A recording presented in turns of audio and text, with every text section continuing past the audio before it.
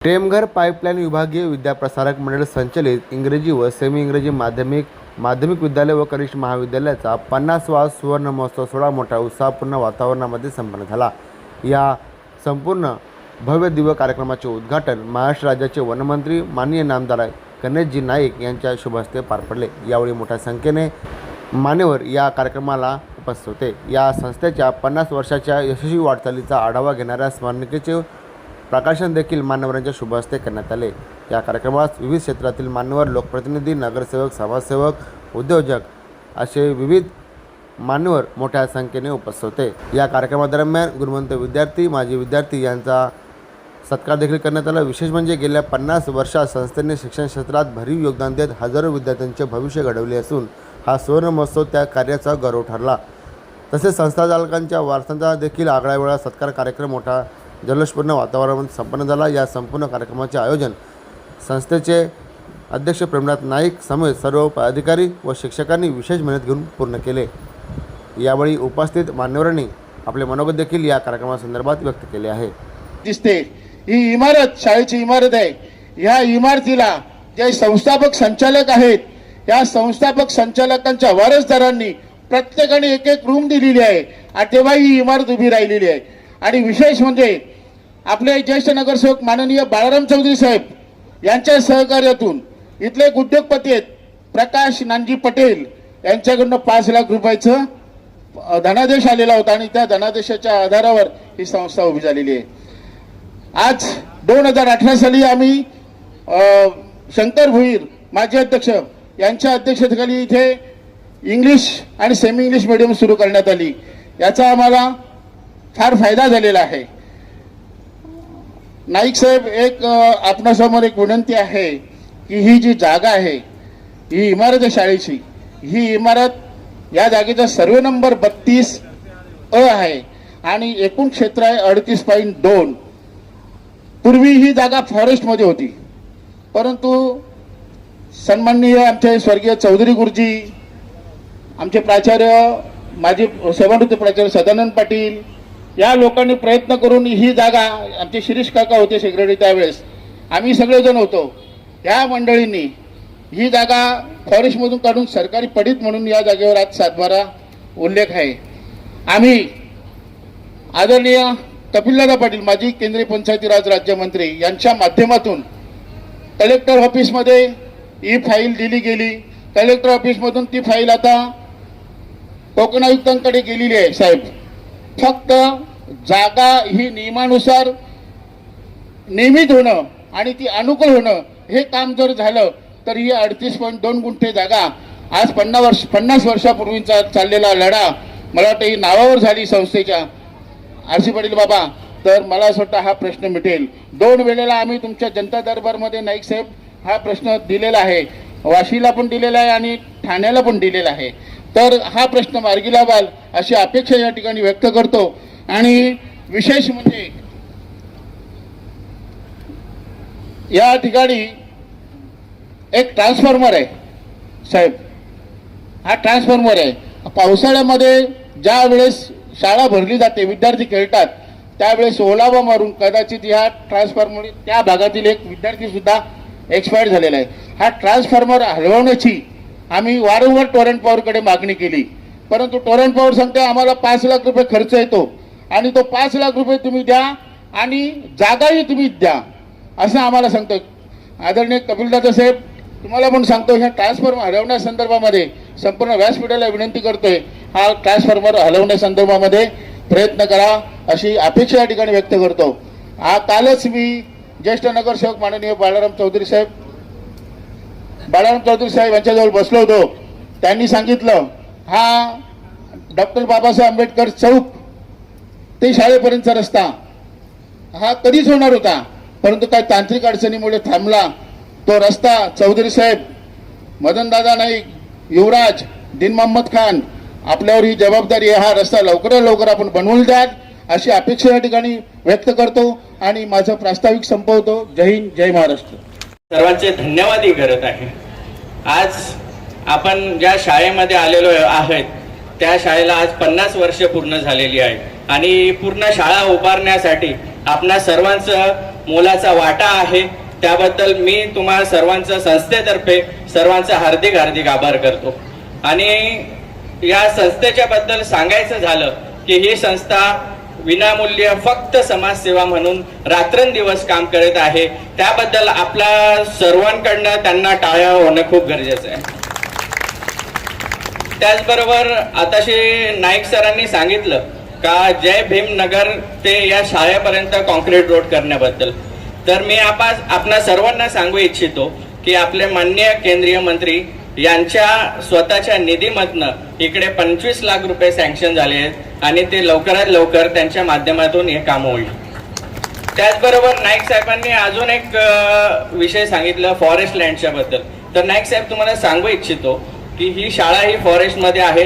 त्याचबरोबर इकडची लँड हा पूर्ण डोंगराळ भाग आहे. हा माझा ओरडा हा पूर्ण डोंगराळ भाग आहे. मंडप असल्यामुळे तो दिसत नाही, पण हा पूर्ण डोंगराळ भाग आहे आणि हा पूर्ण फॉरेस्ट मध्ये आहे. तर मी तुम्हाला निवेदन करील आणि मी आज नाईक साहेबांना एक लेटरही माझ्या मार्फत दिलेला आहे की इकडचे जे फॉरेस्ट झोन आहे तो लवकरात लवकर निघून आपल्या सर्वांच्या नावावर सातबारा होईल अशी मी त्यांना विनंती केलेली आहे आणि नक्कीच त्याचा पॉझिटिव्ह रिप्लाय येईल अशी मी त्यांच्याकडनं आशा बाळगतो. त्याचबरोबर साहेब इकडे टोटल 5 लाख पब्लिक राहते.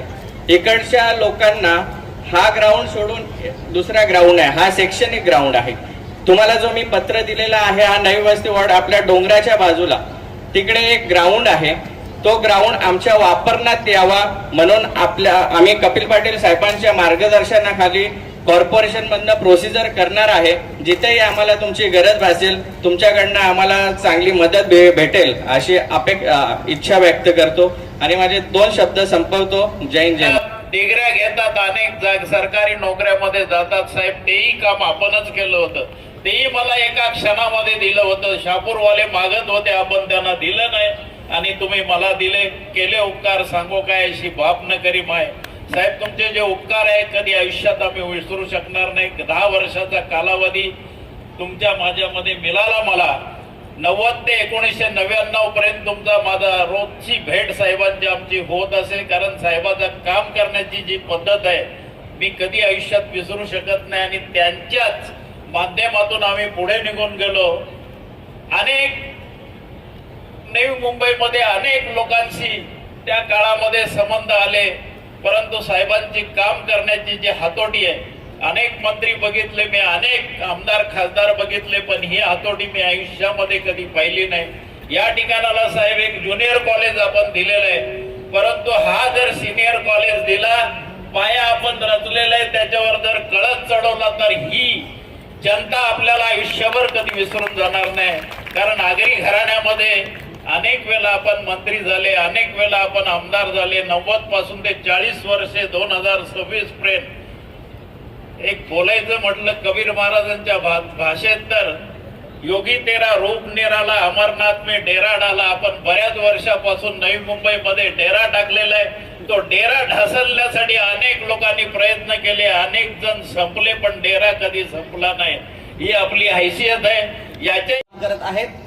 आत्ताच आपण ज्यांचा सत्कार केला त्यामध्ये पाहिले की आपले विद्यार्थी विविध क्षेत्रामध्ये कुणी आयुक्त, उपायुक्त, अन्य डॉक्टर, इंजिनियर, शिक्षक असेल आणि विविध क्षेत्रामध्ये कार्य करत असेल.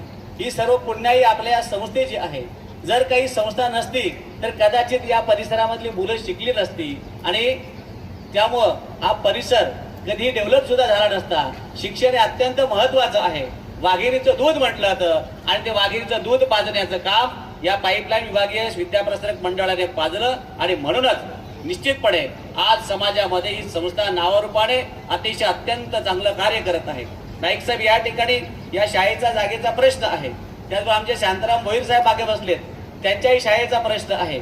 आपल्या या ग्रामस्थांनी, भूमिपुत्रांनी गोरगरिबाच्या विद्यार्थ्याला न्याय द्यावा, त्याला शिक्षण द्यावं म्हणून शाळा संस्था उभारल्या.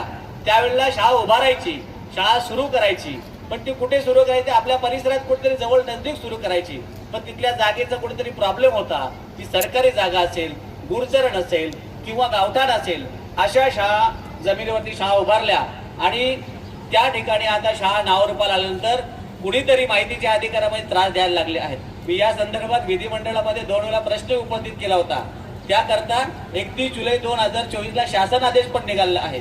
परंतु त्या कोणत्या मोकळी जागा असेल तर ती मोकळी जागा कमी दरामध्ये संस्थांना उपलब्ध करून देण्यासाठी आहे. परंतु ज्या जुन्या शाळा आहेत ऑलरेडी ज्या ठिकाणी त्यांनी आपलं त्या ठिकाणी प्रस्थान केलेलं आहे, आपली चांगली इमारत आहे, सगळं काय आहे, तर अशा शाळांच्या इमारती नियमानुकूल करणं अत्यंत गरजेचं आहे. मला पूर्ण खात्री आहे, विश्वास आहे आपल्या नेतृत्वाखाली या सर्व जागा जमिनी शाळांच्या असतील त्यांना आपण न्याय देण्यासाठी आपण प्रयत्न करणार आहात. एकमेव माणूस या ठिकाणी आहे आणि खरं तर हीच एक आनंदाची बाब आहे. मला असं वाटतं की अनेकदा अशा प्रकारच्या संस्था उभ्या राहिल्या जातात की राजकारण आपल्या समाजामध्ये तर खूप राजकारण घुसत राहतं आणि मग इकडली माणसं तिकडली सत्ता आली की काढली, तिकडली आली की इकडली काढली, असं झालं. पण शिरीष नाईक आता आपण असं बोलायला हरकत नाही की त्या ह्यात आहेत राहतील या संस्थेच्या विकासाच्यासाठी. आणि विशेषतः धन्यवाद या संस्थेला ह्याच्यासाठी दिले पाहिजेत की ज्या लोकांनी हे रोपटं लावलं त्या रोपटं लावणाऱ्या सगळ्यांचा सन्मान या ठिकाणी आपण केला. हयात नसलेल्या सहकाऱ्यांच्या कुटुंबियांचा सन्मान केला. निश्चितपणाने ही उल्लेखनीय बाब आहे. आणि शाळेमध्ये शिकून गेलेल्या विद्यार्थ्यांचाही सन्मान या ठिकाणी झाला. एक तर आपला इन्कम टॅक्स ऑफिसर आहे, मुंबईला आहे, ही आपल्यासाठी अभिमानाची गोष्ट आहे. कॉमर्समध्ये जाऊन इन्कम टॅक्स सारखे सेल टॅक्स ऑफिसमध्ये आहे. सेल टॅक्सच्या ऑफिसमध्ये नोकरी करणं हे आपल्या समाजामध्ये फारच विरळ बघायला मिळतं. आपल्या समाजामध्ये प्रचलित पद्धत अशी आहे, नोकरी करायची तर TDC बँकेत, दुसरं कुठं नोकरी मागायला कोणी येतच नाही, ठाणे जिल्हा मध्यवर्ती बँकेत. आणि पुन्हा असं आहे की ह्या संस्था निघाल्या म्हणून फायदा आहे, नाही तर मी चेअरमन असतानाही काही गावातल्या महिला यायच्या, नोकरी माझ्या मुलाला नोकरी लाव. मी सांगायचं किती शिकलाय, तर 10वी शिकलाय. अरे 10वी शिकलेला बँकेत कशी नोकरी लागेल, सांगायचं 10वी शिकला अजून किती शिकेल. अशा प्रकारची भावना ज्या समाजामध्ये होती त्या समाजाच्या सहकार्याने 50 वर्षापूर्वी शिक्षणाचं महत्त्व ओळखून आपल्याच या शाळेतले विद्यार्थी सेलटॅक्स सारख्या ऑफिसमध्ये काम करणारे तयार करण्याचं काम या संस्थेने केलं. ही निश्चितपणाने उल्लेखनीय बाब आहे. म्हणून पाईपलाईन विद्याप्रसारक मंडळ यांची ही केवळ शाळा नाही तर परिसरातील शैक्षणिक प्रगतीचा एक आधारस्तंभ आहे असं म्हटलं तर चुकीचं ठरणार नाही. तर म्हणून प्रेमनाथचा आग्रह होता की नाईक साहेब या कार्यक्रमाला आलेच पाहिजेत. मी दादांना फोन करून विनंती केली, त्यांना जमत नव्हतं. वसईला कार्यक्रम होता, त्याच्यानंतर पालघरला कार्यक्रम आहे. मी त्यांना सांगितलं तुम्ही या, लोकांचा आपला आग्रह आहे, भूमिपुत्रांनी काढलेली संस्था आहे, त्यांचं कौतुक तुमच्या तोंडून होणं हे गरजेचं आहे. मी मगाशी तुम्हाला सांगितल्याप्रमाणे जसंही पाईपलाईन विद्याप्रसारक मंडळ हे स्थापन झालं तसं कोलला आडगाव विद्या मंडळ स्थापन झालं आणि काल्हेर परिसरात 25 गाव गट असं एक मंडळ स्थापन झालं आणि त्या माध्यमातून तिथे शाळा सुरू झाली. म्हणजे ग्रामीण भागातल्या सगळ्याच लोकांना शिक्षण देण्याच्यासाठी त्या काळातले आपले जे सहकारी होते त्यांनी खूप मोठं योगदान दिलेलं आहे. तर त्यांनी लावलेला रोपटा आहे ते आता वटवृक्ष झालेला आहे. तर तुमची आमची जबाबदारी, आपण फक्त पदवीधर होऊन न थांबता 21व्या शतकाकडे जाणारं हे युग आहे. या युगामध्ये आपल्याला स्वतःला सिद्ध करायचं असेल तर आपल्याला आता इन्फॉर्मेशन टेक्नॉलॉजीच्या शिक्षणाशिवाय पर्याय राहिले नाही. म्हणून त्या क्षेत्राकडे वळण्याचं काम आपण करावं अशा प्रकारची विनंती वजा सूचना मी आपल्याला करतो. परिसरामध्ये एक संस्था झाली आणि पलीकडे कालेर परिसरामध्ये झाली. आणि एक गोष्ट खरी आहे, त्यावेळच्या लोकांनी घेतलेले निर्णय हे आजच्या पिढीकरता उपयुक्त ठरले नाहीत. साधारणपणे 50 वर्षापूर्वी निर्णय घेतला त्याचे फलं आताच्या पिढीला मिळायला लागलेली आहेत. एक गोष्ट चांगली केली की त्या कालखंडात म्हणजे अतिशय प्रतिकूल परिस्थितीमध्ये संस्था स्थापन करताना ज्याने हातभार लावला ते हयात आहेत, त्यांचा सन्मान केला, त्यांच्या काही नाहीत त्यांच्या वारसदारांचा सन्मान केला. म्हणजे भविष्य काळामध्ये चांगलं कार्य करण्यासाठी पुढे यावं अशा प्रकारची भावना जनसामान्यामध्ये रुजवण्याचं काम प्रल्हाद नाईक तुम्ही लोकांनी केलं. आणि त्या तुमच्या ह्या चांगल्या कृतीबद्दल तुमच्या कमिटीला मी धन्यवाद देतो. भविष्य काळामध्ये अशीच संस्था प्रगतीपथावर जाण्याकरता तुम्ही जे सगळं नियोजन केले आणि बघितलं, शेवटी मी कपिल पाटलांना सांगितलं की संस्थेचा कार्यक्रम करताना निश्चितपणे नियोजित पद्धतीने काम केलं जातं. योग्य वेळेला प्रार्थना होते, सत्कार होतो, ड्रायफ्रूटचे ड्रायफ्रूटच आहेत ना. आता हा त्या एका सिस्टीमचा भाग आहे. आता तो किती योग्य आणि किती अयोग्य हे गोष्टी मी भाष्य करत नाही.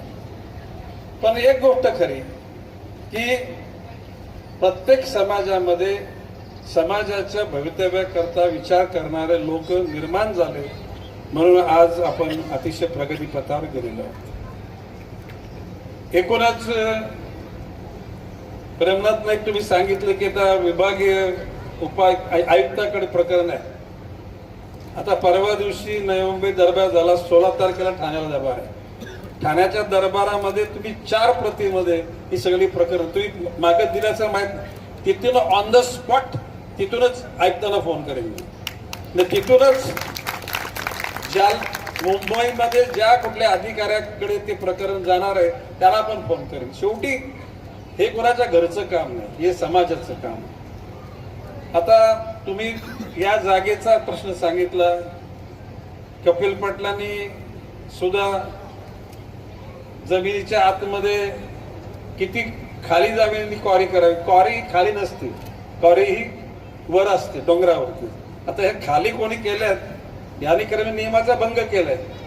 आणि जी NGT जी नॅशनल ग्रीन ट्रायब्युनल आहे ही केंद्र सरकारच्या अखत्यारीत असलेले ते न्यायालय आहे, ती कुठली प्रशासकीय यंत्रणा नाही. तरी सुद्धा कपिल पाटीलजी तुमचं पत्र मला द्या, त्या बाबतीमध्ये मंत्री स्तरावर चर्चा करीनच मी. गरज पडली तर मंत्रालयामध्ये पर्यावरण मंत्री यांच्या समवेत आपण बैठक करू. आता तुम्ही सांगितलं की रेतीच्या बाबतीमध्ये स्वतःच प्रकार घडलेले आहेत. काही जमिनी लोकांच्या चुकीच्या पद्धतीनं मूल लोकांच्या हक्कावर गदा आणून त्या ठिकाणी कोणी प्रयत्न करत असेल तर तो आपण निश्चितपणे हाणून पाडू. हा गणेश नाईक त्या बाबतीत तुमच्या बरोबर उभा राहील. मग अशी गप्पा गोष्टी करताना आरशी पाटलांनी टिटवाल्यापासून या सगळ्या समुद्राच्या खाड्यात, आणि पूर्वी नदी होती ना,